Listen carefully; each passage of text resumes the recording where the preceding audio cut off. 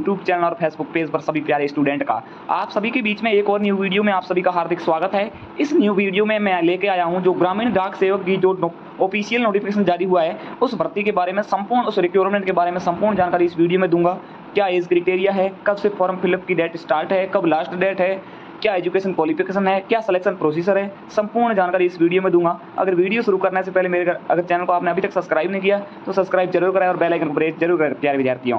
चलिए दोस्तों, बिना टाइम वेस्ट के वीडियो की शुरुआत करते हैं। शुरुआत करने से पहले आप मेरे वीडियो को लाइक जरूर करें दोस्तों, क्योंकि लाइक करेंगे तो मेरे को बहुत ही इंप्रेशन मिलेगा और आगे भी वैकेंसीज के वीडियो आपके बारे में जानकारी देता रहूँगा। और सब्सक्राइब करके बेल आइकन को प्रेस जरूर करें ताकि आपके नए वीडियो की नोटिफिकेशन प्राप्त हो और नई नई वैकेंसी का जो नोटिफिकेशन जारी होता है उनके बारे में वीडियो लाता रहूँगा। चलिए दोस्तों, बिना टाइम वेस्ट के अपन वीडियो की डायरेक्टली शुरुआत करते हैं। तो इसमें स्पष्ट दिया गया है जी नोटिफिकेशन रिलीज डेट है वो है 12/7/2024, मतलब 12 तारीख को जो ऑफिशियल नोटिफिकेशन है ग्रामीण डाक सेवा का वो जारी हो चुका था और न्यू दिल्ली से वो नोटिफिकेशन है वो जारी हो चुका था। चलिए इस नोटिफिकेशन में क्या क्या है वो भी अपन एनालिसिस कर देते हैं। क्या क्या इसमें है, सबसे पहले इसमें है कि जो ऑनलाइन रजिस्ट्रेशन की है एप्लीकेशन ऑनलाइन रजिस्ट्रेशन की जो डेट है वो 15/7/2024 मतलब 15 तारीख से वो शुरुआत हो चुकी है और 5/8/2024 मतलब 5 तारीख अगस्त वाले माह में 5 तारीख है वो लास्ट डेट है। आप पहले भी फॉर्म फिलअप कर लें क्योंकि बाद में लास्ट डेट को फॉर्म साइड चले या ना चले, क्योंकि ऑनलाइन मोड है फॉर्म का ना कि ऑफलाइन मोड है। तो 15 तारीख से फॉर्म फिलअप शुरू हो गए हैं और 5 तारीख है वो लास्ट डेट है। इसमें जो एडिट और करेक्शन विंडो है वो ओपन रहेगी 6/8/2024 से 8/8/2024। मतलब यदि आपके किसी फॉर्म में कोई गलती नाम में हो गई हो या पिता के नाम में हो गई हो या जन्म डेट में हो गई हो, मतलब कोई भी आपके फॉर्म फिलिंग में गलती हो गई हो तो आप 6 तारीख से 8 तारीख 8वें महीने के बीच में आप उस गलती को सुधार सकते हो। एडिट वाला ऑप्शन शो होगा और करेक्शन वाला ऑप्शन शो होगा। चलिए नीचे चलते हैं और क्या क्या एजुकेशन क्वालिफिकेशन है वो भी देख लेते हैं अपन।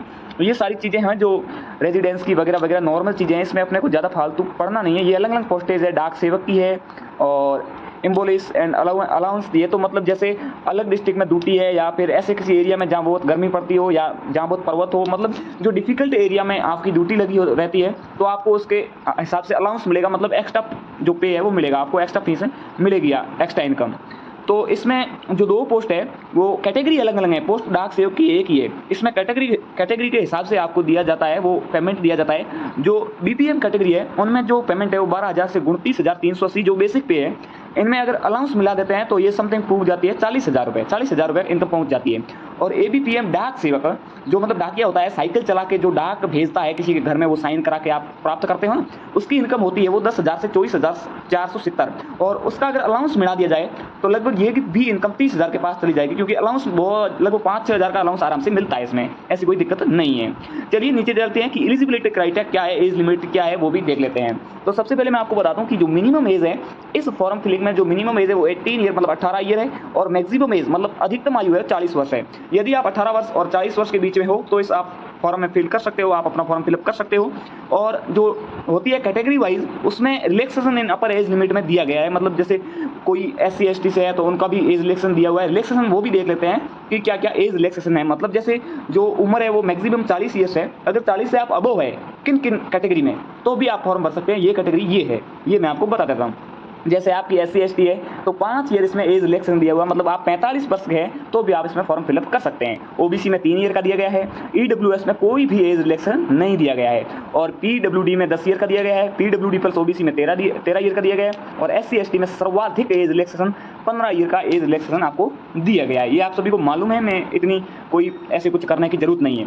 अब है कि education qualification, what is the education qualification this form is filling. इस फॉर्म को फिलिंग करने के लिए क्या क्या अपने को एजुकेशन क्वालिफिकेशन जाएगी वो भी मैं आपको जानकारी दे देता हूँ कि इसमें जो बेसिक है वो 10th पास, मतलब आपकी 10वीं कक्षा कोई भी मान्यता बोर्ड प्राप्त से आपकी 10वीं कक्षा अगर पास है तो इस फॉर्म को आप फिलिंग कर सकते हैं आराम से, कोई दिक्कत नहीं होगी। और पोस्ट वाइज लोकल लैंग्वेज, मतलब जैसे आपको लोकल लैंग्वेज का ज्ञान होना चाहिए, या तो हिंदी या इंग्लिश, इन दोनों में से एक लैंग्वेज का आपको नॉलेज होना भी चाहिए। तो इस फॉर्म में आपको 10th पास है वो पास चाहिए, उसके साथ आपको हिंदी या इंग्लिश दोनों में से किसी एक लैंग्वेज का जानकारी होना चाहिए। इसके बाद और क्या लिखा हुआ वो भी देख लेते हैं। और लिखा हुआ है इसमें, ये तो मतलब अलग अलग हिसाब से वैकेंसी है, जैसे अरुणाचल प्रदेश, ये मध्य प्रदेश। मैं आपको वैकेंसीज के बारे में बता देता हूँ कि किस किस स्टेज में कितनी वैकेंसी है वो भी मैं आपको बता देता हूँ। तो सर्वाधिक वैकेंसी है वो है अपनी उत्तर प्रदेश में। उत्तर प्रदेश में कितनी वैकेंसी है, उत्तर प्रदेश में है 4,588 है यहाँ पर 4,588 है। उसके बाद जो राजस्थान में वैकेंसी है वो है अपनी 2718 वैकेंसी जो राजस्थान में है, एंड छत्तीसगढ़ में वैकेंसी है वो 1338 और मध्य प्रदेश में जो वैकेंसी है वो है 4011, मतलब मोटा मोटी वैकेंसी काफ़ी है। और भी स्टेट में वैकेंसी है जो इस नोटिफिकेशन में अवेलेबल है। मोटा मोटी जो स्टेज है वो मैंने आपको बता दिया। मोस्टली राजस्थान में वो 27 और 18 वैकेंसी अवेलेबल है इस पोस्ट के लिए। चलिए इसमें और क्या क्या दिया गया है। और इसमें यह है कि एजुकेशन क्वालिफिकेशन के साथ साथ आपको नॉलेज ऑफ कंप्यूटर का आपको ज्ञान होना चाहिए। नॉलेज ऑफ साइकिलिंग, मतलब आपको साइकिल चलाने का ज्ञान होना चाहिए। एजुकेटेड मेंस ऑफ लिवलीहुड, और आप कहीं भी रह रहे हो तो उसमें आप समर्थ होने चाहिए, मतलब बाध्य नहीं होने चाहिए कि हम वहाँ नहीं रहेंगे। आपको कहीं भी ड्यूटी दी जाए तो वहाँ पर रहने के लिए समर्थ हैं। इसमें ऐसे कुछ आपके बीच में जो क्वालिफिकेशन है वो भी चाहिए। आपको बेसिक कंप्यूटर का ज्ञान हमेशा हर लड़के को होता है जो सोशल मीडिया यूज़ करता है, हर स्टूडेंट को होता है। और नॉलेज ऑफ साइकिलिंग बेसिकली सभी को है, नहीं है तो ध्यान दे दीजिए, इस फॉर्म पहले फिलिंग कर दीजिए। और इसमें सिलेक्शन प्रोसीजर वो क्या है वो अपन देख लेते हैं। नीचे दिया गया है कि सिलेक्शन, इसमें जो BPM AM है वो लो डिवीज़न है, ये तो पता ही होता है वैसे। हाउ टू अप्लाई आपको ऑनलाइन ई-मित्र के माध्यम से करना है, ये आप सभी को पता है। आप किसी भी ऑनलाइन ई-मित्र के पास जाइए, उसको बोलिए ये वैकेंसी है, इसमें अपना फॉर्म फिलअप कर दिए, वो आपका आराम से किया जाएगा। और जो पेमेंट ऑफ फीस है वो भी ऑनलाइन मोड ही है। चलिए इसमें सिलेक्शन क्राइटेरिया वो क्या है। तो सिलेक्शन क्राइटेरिया है वो सबसे पहले है कि इसमें कोई भी एग्ज़ाम नहीं होगा। इसमें जो 10th के मार्क्स है उनके हिसाब से मेरिट लिस्ट जारी की जाएगी, उनके परसेंटेज के हिसाब से मेरिट लिस्ट जारी की जाएगी। उसके पश्चात नीचे दिया गया है इसमें कि मेरिट लिस्ट के पश्चात जिन बच्चों का मेरिट लिस्ट में नाम होगा उनके पश्चात उनका डॉक्यूमेंट वेरिफिकेशन होगा। उसके बाद उनका जो सिलेक्शन प्रोसीजर है वो समाप्त होगा। यानी डॉक्यूमेंट वेरिफिकेशन के बाद आप है जो फाइनल सिलेक्शन आपका हो जाएगा। यदि उस मेरिट लिस्ट में आपका नाम है उसके बाद आपको डॉक्यूमेंट के लिए बुलाएंगे। डॉक्यूमेंट आपको अप टू डेट रखने हैं, उसमें कोई कमी नहीं होनी चाहिए। ये 10th की मार्कशीट वगैरह ये चाहिए, मेन तो 10th की मार्कशीट भी चाहिए। तो उसके बाद आप फाइनल सिलेक्शन पालोगे। उसके बाद ये कुछ नहीं है, ये मतलब मोटा मोटी है, इसमें कुछ नहीं है कि अथॉरिटी क्या है, क्या कहाँ पर आपको जाना पड़ेगा ना, वो तो नॉर्मली है, वो जहाँ ड्यूटी मिलेगी वहाँ जाना पड़ेगा। ये जो अलग अलग डिस्ट्रिक्ट है और नंबर ऑफ पोस्टेज से आपको क्या करना, आपको तो एक पोस्ट चाहिए। अब इसमें जो ये है यहाँ से नीचे से मैं आपको बता देता हूँ कि फॉर्म फिलिंग है वो कहाँ से होगा। फॉर्म फिलिंग आपको ये तो छत्तीसगढ़ हिंदी, मतलब जो जिस स्टेज में जो लैंग्वेज की ज़रूरत होती है वो लैंग्वेज है, ये पहले माथापच्ची नहीं करनी है। पहले आपको ऑनलाइन अप्लाई कर देना है। उसके बाद मेरिट लिस्ट में अगर आपका नाम आए तो फिर आपको गहनता से ध्यान देना है। चलिए उसके बाद नीचे चलते हैं और क्या अथॉरिटी दी गई है वो भी अपन देख लेते हैं।